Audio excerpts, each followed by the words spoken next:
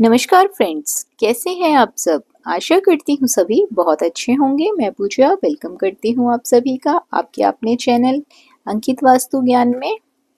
Friends, आपको बता दूं कि सूर्य देव और चंद्र देव दो ऐसे साक्षात देवता हैं जो हमें साक्षात दर्शन देते हैं, पृथ्वी पर दिखाई देते हैं। इनकी कृपा से व्यक्ति को अनेकों लाभ प्राप्त होते हैं। जो व्यक्ति सूर्य देव या फिर चंद्र देव का व्रत करता है, उन्हें अर्घ देता है, उसके जीवन में कभी भी धन संपदा की कमी नहीं होती है।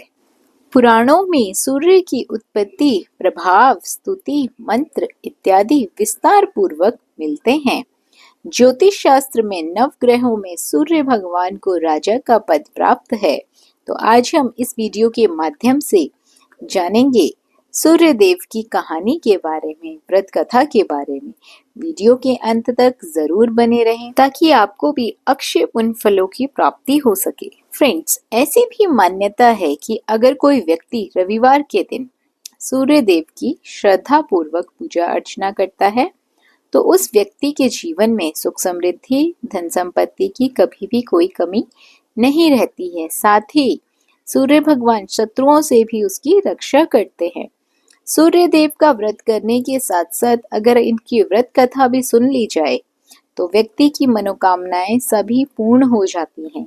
तो चलिए आज इस वीडियो के माध्यम से सूर्य देव की व्रत कथा के बारे में सुनते हैं, कहानियों के बारे में सुनते हैं।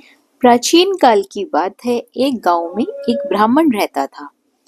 वह ब्राह्मण सूर्य भगवान का बहुत बड़ा भक्त था।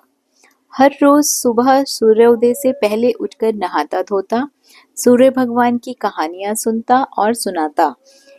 इन सब में उसे देर हो जाती थी और ज्यादा काम वो कर नहीं पाता था, जिसके कारण उसे अपनी पत्नी से बहुत डांट लगती थी और समाज वाले भी उसे निकम्मा कहते थे।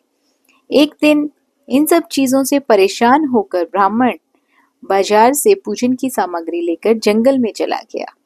वहां एक सूखी नदी के किनारे एक सूखे पेड़, पीपल के पेड़ के नीचे बैठ गया। वहां बैठकर ब्राह्मण सूरज भगवान की कहानी पढ़ने लगा और उनकी पूजा करने लगा। पूजा खत्म होने के बाद वह नदी से जल लेकर सूर्य भगवान को समर्पित करता है।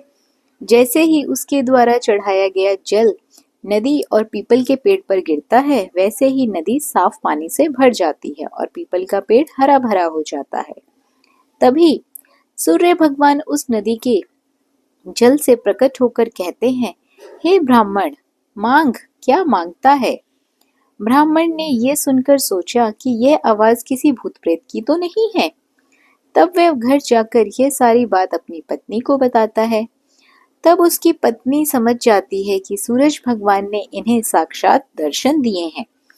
ब्राह्मण की पत्नी उसे समझाती है और कहती है, सूर्य भगवान आपसे प्रसन्न होकर आपको वरदान देना चाहते हैं। तब ब्राह्मण अपनी पत्नी से कहता है, मैं वरदान में क्या मांगूं? उसकी पत्नी कहती है, कम शब्दों में जितना हो सके मांग लो। ब्राह्मण को सूर्य भगवान से ये मांगने को कहते हैं कि अपने महल के अंदर सोने के पालने में पर पोते को दासियों द्वारा खिलाते अपने आंखों से देख पाऊं। अगले दिन जब वह जंगल में जाता है और सूर्य भगवान की कहानी पढ़ता है, उनकी आराधना करता है, तभी सूर्य भगवान फिर से प्रकट हो जाते हैं और ब्राह्मण से वरदान मांगने को कहते हैं। तब ब्राह्मण अपनी पत्नी द्वारा बताए गए शब्दों को सूर्य भगवान को कहता है। तब सूरज भगवान यह सुनकर कहने लगते हैं कि तू तो बड़ा भोला भाला है, एक ही बार में सब मांग लिया। सूरज भगवान ने कहा, जा, तेरी इच्छा अवश्य ही पूरी होगी। ब्राह्मण जब जंगल से वापस अपने घर को आता है तो देखता है कि उसकी टूटी फूटी झोपड़ी महल बन गई है और उस महल में दास दासियां आ जा रहे हैं। ब्राह्मण पास में बैठी हुई एक बूढ़ी महिला से पूछता है, यहाँ तो मेरी झोपड़ी हुआ करती थी। उसी समय महल की खिड़की से एक सुंदर सी महिला गानों और सुंदर कपड़ों में लदी हुई बाहर आती है और ब्राह्मण से आके बोलती है, आ जाओ, यह अपना ही घर है। सूरज भगवान ने तुम्हारी मनोकामना पूर्ण कर दी है। इतना धन देखकर ब्राह्मण ने उस महिला से कहा, इतना धन का हम क्या करेंगे। तभी उसकी पत्नी ने कहा, धन से क्या नहीं होता है, दान पुण्य यज्ञ हम करेंगे। फिर ब्राह्मण ने अपने धन का इस्तेमाल पूजा पाठ और पुण्य कार्यों में करना शुरू कर दिया। अब सभी गांव वाले राजा की जगह उस ब्राह्मण का गुणगान करने लगे। राजा ने यह सब सुनकर ब्राह्मण को बुलाया और पूछा, कल तक तो आपके पास खाने को भी नहीं था, आज इतना सब कुछ धन कहाँ से आ गया? कहाँ से चोरी किया, कहाँ डाका डाला? ब्राह्मण ने कहा, यह सब तो भगवान सूर्य देव की कृपा और सारी कहानी इन सभी का फल है। उसने सारा वृतांत राजा को बता दिया। राजा ने यह सुनकर उसने भी सूर्य भगवान की कहानी सुनने लगा, सूर्य भगवान की पूजा आराधना करने लगा, जिससे सूर्य भगवान ने राजा को एक सुंदर सा पुत्र दिया और उसका परिवार सुख से भर दिया।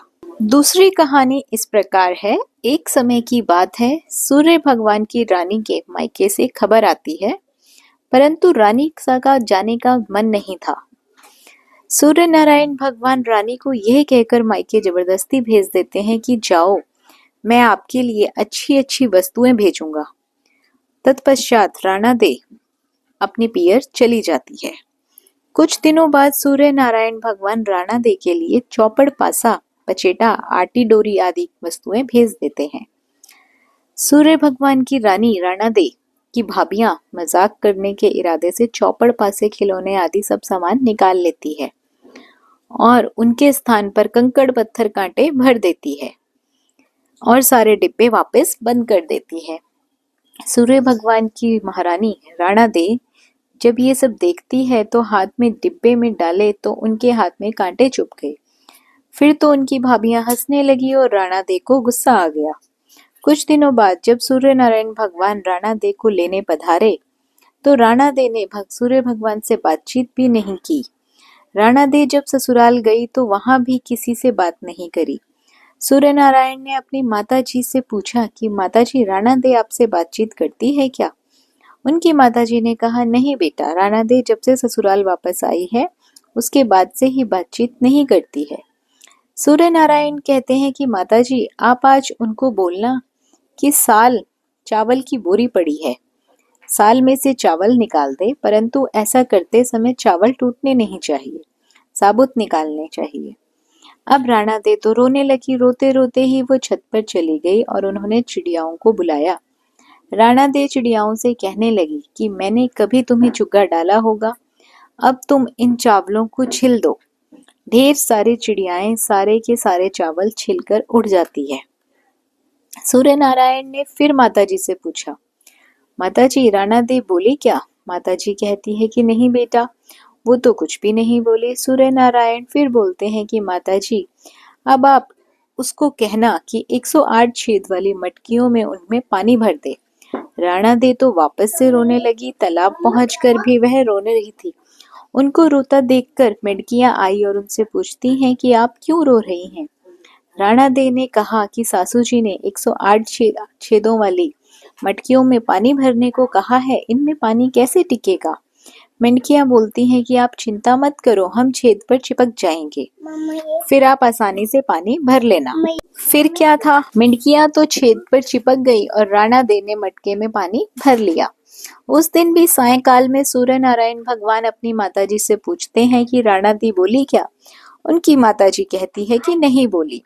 सूर्य नारायण भगवान कहते हैं कि कल आप उनसे बोलना कि बाग में उनके मासी जी आए हुए हैं जो मिलने जाए, और उनको यह भी बोलना कि जिस तरह चरमू बिखरे हुए हैं उधर जाएं। अगले दिन सूर्य नारायण रास्ते में औरत का रूप बनाकर घूंघट निकालकर बैठ गए। तब राणा दे उस तरफ आए तो सूर्य नारायण औरत का रूप धरकर ही बैठे रोने लगे। राणा दे ने कहा, क्यों रो रहे हो, कोई मुसीबत आ गई है क्या? आगे राणा दी बोली कि मेरे जितनी मुसीबत हो तो क्या करोगे? सूर्य नारायण बोले कि आपको क्या मुसीबत है? राणा दी बोले कि क्या बताऊं, मैं पियर नहीं जा रही थी, फिर भी इन्होंने मुझे जबरदस्ती भेजा और बोला कि मैं अच्छी अच्छी वस्तुएं और इनाम भेजूंगा, और डिब्बों में इन्होंने कंकर, कांटे, पत्थर भरकर भेज दिए। मैंने जैसे ही वस्तुएं देखने के लिए डिब्बों में हाथ डाला तो मेरे हाथों में कांटे चुभ गए। मेरी भाभियां मेरा मजाक बनाने लगी। थोड़े दिनों बाद जब वापस आई ससुराल में, फिर साल में से मुझे चावल निकालने को बोला गया और कहा कि चावल का दाना टूटना नहीं चाहिए। फिर मुझे 108 छेद वाली मटकियों में पानी भरने के लिए कहा। अब आप ही बताओ, छेद वाली मटकियों में पानी कैसे ठहरता? वो तो मटकियां मटके के अंदर चिपक गई तो मैंने पानी भरा। ये कहते ही राणा दे जोर जोर से रोने लगी। फिर तो सूर्य भगवान ने राणा दे का हाथ पकड़ा और अपना असली स्वरूप में आ गए।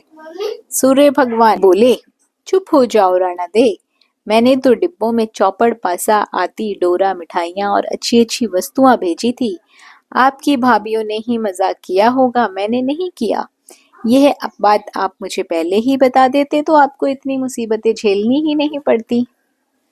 पुराने समय की बात है, सूर्य नारायण भगवान की जो माता जी है, वो एक दिन प्रजापति के पास जाती है और बोलती है कि हे प्रजापति, हमें 2 पर्दे वाली हांडी बना के दे दो। प्रजापति उन्हें वैसी ही हांडी बनाकर दे देता है। एक में तो वो मीठी खीर बनाती थी और एक में खट्टी और खारी राब बनाती थी। ऐसा करते काफी महीने बीत गए। राणा दे तो बहुत कमजोर हो जाते हैं।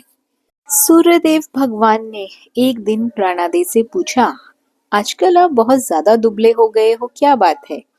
राणा दे बोलते हैं कि क्या करूं, मुझे खाना नहीं भाता है, खारा और खट्टा लगता है।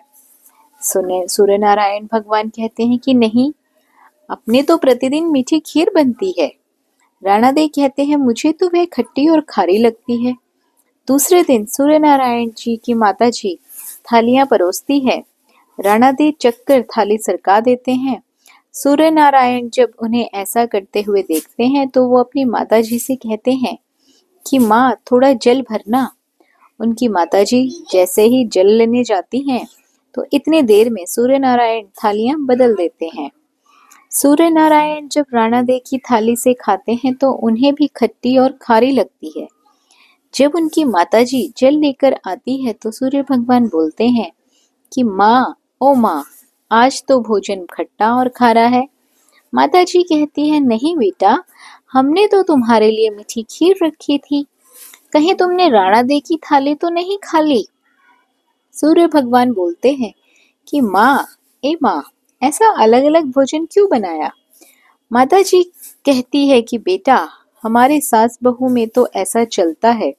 सूर्य नारायण बोलते हैं कि नहीं माँ, ऐसा तो दुनिया में ही चलने दो, अपने महलों में ऐसा नहीं चलना चाहिए, सबके लिए एक जैसा ही भोजन बनाना। तब से सास बहू में तेरा मेरा चलने लगा। अगली कहानी इस प्रकार है। सूर्य भगवान प्रतिदिन नगरी में पधारते और सभी जीवों का पालन करते।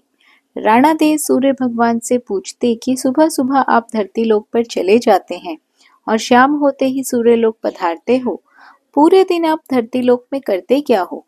तो सूर्य भगवान ने कहा कि मैं सबका पालन पोषण करने जाता हूँ, कीड़ी चींटी को कण देता हूँ, हाथी को मण देता हूँ। राणा दे बोले कि क्या सबको खाने को देते हो? कोई तो बच ही जाता होगा। सूर्य नारायण फरमाते हैं कि कोई नहीं बचता है। राणा दे वापस बोलते हैं कि किसी को बाकी नहीं रखते। सूर्य नारायण बोलते हैं कि मैं किसी को भूखा नहीं रखता हूँ, भूखा उठता है पर कोई भूखा सोता नहीं है। अगले दिन राणा दे नहाकर अपने कक्ष में पधारते हैं और एक चींटी को डिब्बी में बंद कर देती है।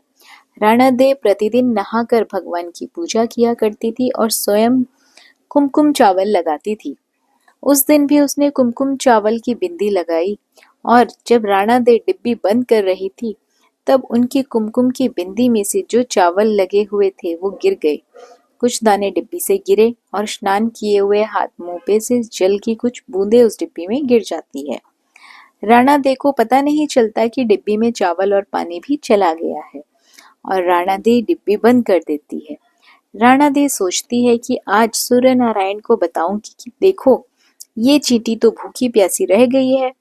जब शाम को सूर्य नारायण पधारते हैं तो राणा दे बोलती है कि हे सूर्य नारायण, आप तो कह रहे थे कि आप किसी को भूखा नहीं रहने देते। सूर्य नारायण बोलते हैं कि मैं सही में किसी को भूखा नहीं रहने देता हूँ। तो राणा दे बोलती है कि देखो, ये तो चींटी जो डिब्बे में बंद है सुबह से भूखी प्यासी है। ये सुनकर सूर्य नारायण भगवान राणा दे को कहते हैं कि आप डिब्बी तो खोलो। राणा दे जैसे ही डिब्बी खोलती है तो क्या देखती है कि चींटी के मुंह में चावल के कण हैं और डिब्बी में पानी की बूंदें भी पड़ी हुई हैं। राणा दे को अपनी आंखों पे विश्वास नहीं होता है। वो सोचती है कि हम तो यही सोच रहे थे कि चींटी भूखी होगी, डिब्बी बंद कर रही थी, तब तो इसमें कुछ भी नहीं था। राणा दे हार मान लेते हैं और सूर्य नारायण भगवान से कहते हैं कि मैं मान गई कि आप सभी की मनोकामनाएं पूर्ति करते हैं, सभी को अन्न धन से पूर्ण रखते हैं, आप सभी की पूर्ति कर सकते हैं। तो फ्रेंड्स, ये थी सूर्य नारायण भगवान की कहानियां। सूर्य नारायण भगवान को जो भी एक लोटा जल अर्पित करता है, उनकी छत्र छाया सदैव उन पर बरसती रहती है। सूर्य नारायण भगवान सभी को धन अन्न से परिपूर्ण रखते हैं। आशा करती हूँ ये कहानियाँ आप सभी को पसंद आई होंगी। वीडियो अच्छी लगी हो तो वीडियो को लाइक और शेयर ज़रूर करें। चैनल पर पहली बार आए हैं तो सब्सक्राइब करना बिल्कुल ना भूलिए। बने रहिए आपके अपने चैनल अंकित वास्तु ज्ञान में। धन्यवाद।